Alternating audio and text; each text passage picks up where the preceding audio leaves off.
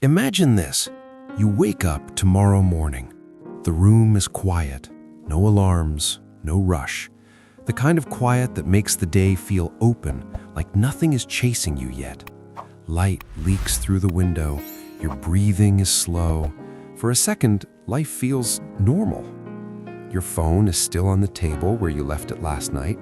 You reach for it without thinking, half asleep, not expecting anything special, just another normal day. Then you see it. Your bank balance doesn't look real. $1 trillion. Not a million, not a billion, a trillion. Your eyes scan the number again, slower this time, as if staring longer might explain it. You blink. You refresh the app. Once, twice. Your heart starts racing. Your mouth goes dry. Your fingers feel cold. Your mind goes completely blank. Thoughts try to form, but none of them stick. Shock has its own silence. Before you can even celebrate, before excitement fully forms, a message appears on the screen. There is one rule. You must spend every single dollar within 24 hours. If even $1 remains, you lose everything. You read it again and again. At first, you smile. This is easy. You've spent money before. You've dreamed about spending money. You've imagined what you'd do if you were rich. Cars, houses, freedom, no limits. How hard could it be? You sit up in bed. Your brain floods with ideas so fast they trip over each other. You don't plan, you react. You start with the obvious, the dream car you've always imagined, then another one, then a whole collection. You picture garages that look like museums, keys lined up like trophies, luxury brands you once only saw online, custom interiors, hand-stitched details, personalized designs no one else would ever notice, things you once thought only billionaires could touch, things that once felt forbidden. For a moment, it feels exciting, powerful, unreal, like you finally made it, like life finally listened. Then something feels strange. You check your balance. It barely moved. A few million gone, 10 million gone. It means nothing. No rush, no fear, no real satisfaction. You expected a rush, a thrill, some kind of emotional explosion. Instead, the money feels distant, almost imaginary, like numbers floating on a screen that refuse to connect to your body. You thought spending would feel different. You thought it would feel bigger. That's when the first crack appears, a quiet realization you don't want to admit yet. Money at this level doesn't behave like normal money. It doesn't respond to desire. It doesn't respond to impulse. So you think bigger. Private jets instead of flights, mega yachts instead of boats, helicopters just to save time driving.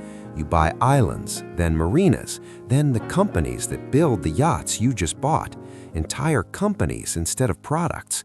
You stop comparing prices. You stop reading details. You sign papers without reading the numbers. Zeros stop meaning anything. Millions feel like pocket change. Billions feel slow. You keep spending. And still, the clock keeps ticking. Hours pass. The money barely moves. The excitement fades. The pressure grows. The room feels smaller now. The silence is heavier. You feel something new. Not joy, not confidence. Weight. Responsibility without clarity. That's when panic quietly enters the room. Not loud panic, not chaos. The calm, dangerous kind. The kind that sits in your chest and whispers, "You're running out of time." And suddenly, you understand the real problem. You're not running out of money. You're running out of thinking capacity. Your brain was trained for thousands, maybe millions. Budgets, bills, upgrades. Not for this. And that's when it hits you. $1 trillion isn't just money. It's scale. Your old way of thinking is useless here. Buying things won't solve the problem.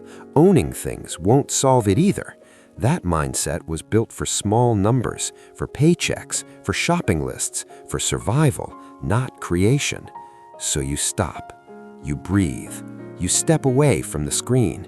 And for the first time all day, You slow down. You ask a different question, not what can I buy, but what can I build? That single shift changes everything. You stop thinking like a consumer and start thinking like a builder. Consumers collect, builders create. Consumers chase pleasure, builders design systems. Consumers think short-term, builders think in decades. Consumers react, builders plan. Now the ideas come fast, but they're different now. They're heavier, calmer, more grounded. Instead of houses, you think about cities, affordable housing, clean water, reliable power. Instead of luxury, you think about infrastructure, roads that connect people, networks that reduce waste, systems that don't break when attention fades.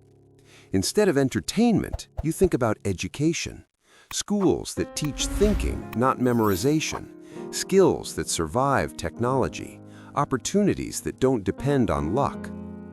Instead of asking what looks impressive, you ask what lasts. Instead of asking what feels good now, you ask what works later. You realize something powerful. Real money doesn't move through shopping carts. It moves through systems. Systems that employ people. Systems that solve real problems. Systems that keep working long after you stop paying attention. Now the money starts moving, not in millions, but in purpose. Not fast, but intentionally. Each decision connects to the next.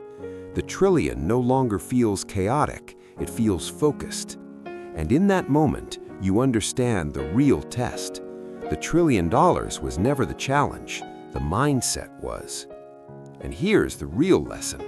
Most people don't struggle with money because they earn too little. They struggle because their thinking stays small. They think in paydays, not progress. They think in spending, not structure. They think in now, not later. They ask, how can I enjoy this today? Instead of, what will this create tomorrow? Give a small mindset more money, and it doesn't create freedom.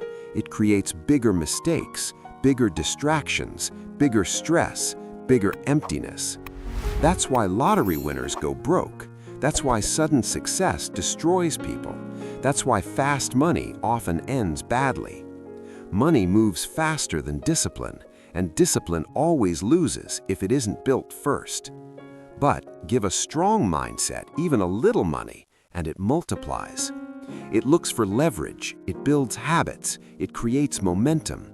It doesn't ask, how can I enjoy this? It asks, how can this grow? You see this in real life every day. Two people earn the same salary.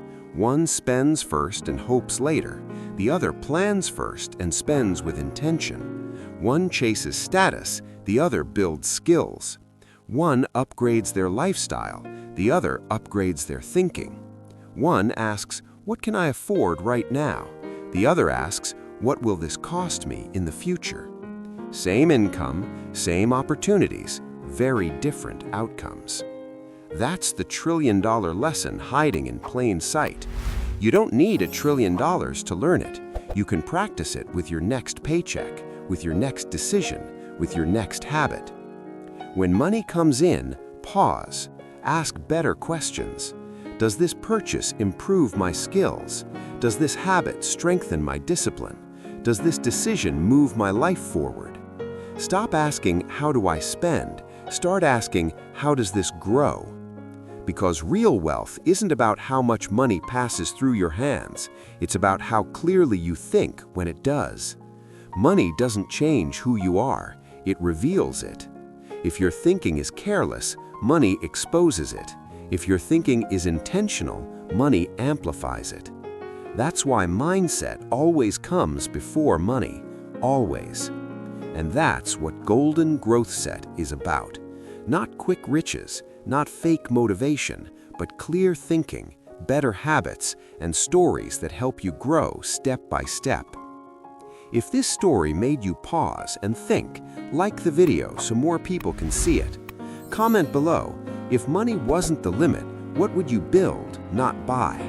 And subscribe to Golden Growth Set for more short stories that sharpen your money mindset, improve your thinking, and help you build a stronger future, one choice at a time.